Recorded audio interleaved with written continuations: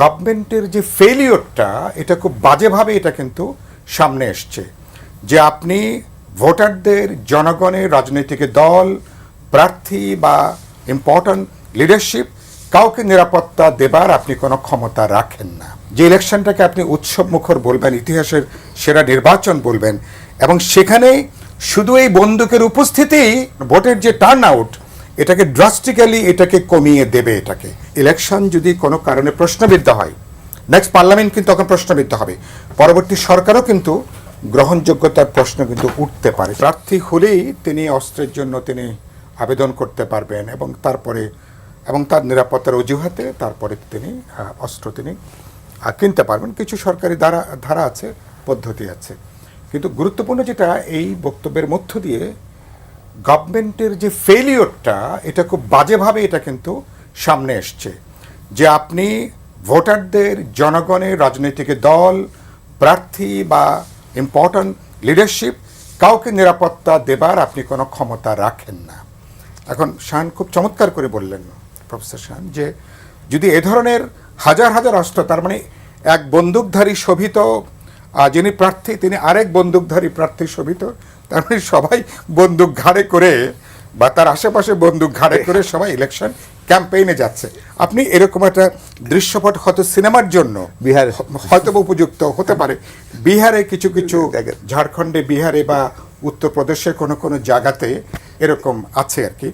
এবং এটা আমাদের হিস্ট্রিতে এই জায়গাটা নাই যে ইলেকশনটাকে আপনি উৎসব মুখর বলবেন, ইতিহাসের সেরা নির্বাচন বলবেন, এবং সেখানে শুধু এই বন্দুকের উপস্থিতি মানুষের মানে ভোটের যে টার্ন আউট এটাকে ড্রাস্টিক্যালি এটাকে কমিয়ে দেবে। এটাকে এই সাধারণ কাণ্ডজ্ঞান, কারণ মানুষ দেখবে তার মানে ভয় আছে, আতঙ্ক আছে, তার মানে এটা যে কোনো সময় এটা যে কোনো ঘটনা ঘটতে পারে, এবং এটা কি পরিমাণ দায়িত্বহীন একটা বক্তব্য।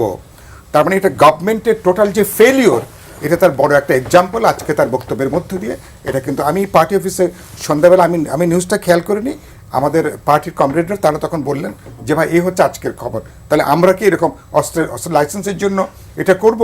পরাজিত হওয়ার পরে সে অস্ত্রগুলো আর আপনি খুব চমৎকার করে বললেন যে আমরা এই সমস্ত ইলেকশনে হয় যে এমনকি অবৈধ অস্ত্রের উদ্ধারের জন্য একটা চিরুনি কম্বিং অপারেশন হয়, এমনকি যাদের বৈধ অস্ত্র থাকে সেগুলোকে থানাতে জমা দেবার জন্য ইনস্ট্রাকশন থাকে। তার মানে এবার আপনি 180 ডিগ্রি উল্টো দিকে যে আরও কীভাবে পুরো ইলেকশনটাকে অস্ত্রবাজির ইলেকশনে করা যায় এরকম একটা, এবং এটা একটা মানে কি বলবো, একটা খুবই অবিমৃষ্যকারিতার একটা জায়গাটা। সরকার উচিত হবে এই জায়গাটা বরঞ্চ আপনি গোটা ল এনফোর্সিং এজেন্সিজ, আমার গোয়েন্দা সংস্থা, মানুষের মধ্যে আমি মনে করি আমি কথা বললাম যে রাজনৈতিক দলগুলোর মধ্যে নানা প্রশ্নে বিতর্ক থাকবে, দ্বিমত থাকবে, প্রতিযোগিতা থাকবে, কিন্তু ন্যূনতম প্রশ্নে একটা কনসেনসাস বিল্ড আপ করা দরকার। গতকালকে 3 দলের সঙ্গে মিটিং করেছেন, এই যে ওনার উচিত ছিল প্রয়োজন বোধে সকল দলের সঙ্গে আলোচনা করে এগুলো এতে একটা বার্তা যায়। এটা পর্যন্ত উনি যখন নিরাপত্তাহীনতার মধ্যে ভোগেন, তিনি মানে তার সরকার যখন নিরাপত্তাহীনতার মধ্যে ভোগেন, তখন তার আত্মবিশ্বাসটাকে খানিকটা আত্মবিশ্বাস ফিরিয়ে আনার জন্য তিনি আসলে এই ধরনের মিটিংগুলো ডাকেন। কিন্তু এটা আবার মানুষের কাছে একটা পজিটিভ মেসেজ যায় যে যারা পার্টিস তারা এখন ইউনাইটেড, তারা এখন এই ন্যাশনাল ইস্যুতে তারা এখন মোটামুটি একই রকম বক্তব্য দেবে। আর আপনি যে কথাটা বলছিলেন আমাকে, ওই যে বড় একটা অংশকে নির্বাচনের বাইরে রাখলে তো একটা বড় ধরনের চ্যালেঞ্জ রয়েছে। আমি মনে করি যে আমি সেখানে একটু বলে, হ্যাঁ এবারকার একটু দেশে একটু ভিন্ন। আমরা গত 3টা নির্বাচনে আমরা বিরোধী দলগুলো আমরা সেই নির্বাচন আমরা প্রত্যাখ্যান করেছি, বর্জন করেছি, বয়কট করেছি। কিন্তু 18 সালে যদিও দলগুলো অংশ নিয়েছে, কিন্তু অনেকে আমরা সকালবেলা, কেউ দিনে 10টা, 11টা, 12টার মধ্যে সবাই ওই যেটা আমরা বলতাম যে রাতের ভোট, মানে দিনের ভোট রাতে হয়েছে, সেটা আমরা করেছি। এক পক্ষ বাস্তবে আমরা কিন্তু অনুপস্থিত ছিলাম ইলেকশনে, এবার আরেকটা পক্ষ দৃশ্যত এবার তারা অনুপস্থিত। কিন্তু আমি মনে করি যে আওয়ামী লীগের যে ভোটারেরা, আমি আজকে বলেছি আমার একটা ইন্টারভিউতে, আমার ধারণা যে অধিকাংশ ভোটাররা ভোট দিতে তারা যাবেন, নানা কারণে যাবেন, এই এলাকাগত কারণের জন্য, প্রার্থীর গুণাগুণের জন্য, এবং নানা কারণে। আমার ধারণা ধরুন আওয়ামী লীগের প্রায় 70 থেকে 80% মানুষ এবার তারা ভোট দিতে যাবেন। তাদের হয়তো যদি ধরে নিই তারা নৌকায় ভোট দিতেন, হয়তো মার্কাটা নাই অথবা দলটা হয়তো ফিজিক্যালি সামনে নেই, কিন্তু এই মানুষ রাজনৈতিক চেতনা, তার সামাজিক কারণ, নানাবিধ কারণের জন্য এবং এলাকার কোন এমপি কে জনপ্রতিনিধি হলে আমার জন্য সুবিধা, আমার অঞ্চলের জন্য সুবিধা বা আমাদের এলাকার জন্য ভালো হবে, তিনি এসব বিবেচনাগুলো কাজ করবেন।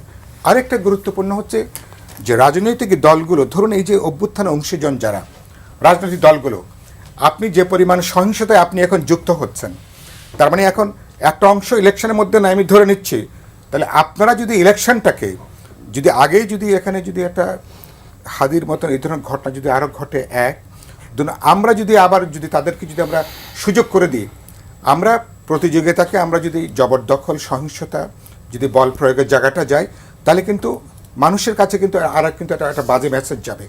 এবং ইলেকশন যদি কোনো কারণে প্রশ্নবিদ্ধ হয়, নেক্সট পার্লামেন্ট কিন্তু তখন প্রশ্নবিদ্ধ হবে, পরবর্তী সরকারও কিন্তু গ্রহণযোগ্যতার প্রশ্ন কিন্তু উঠতে পারে।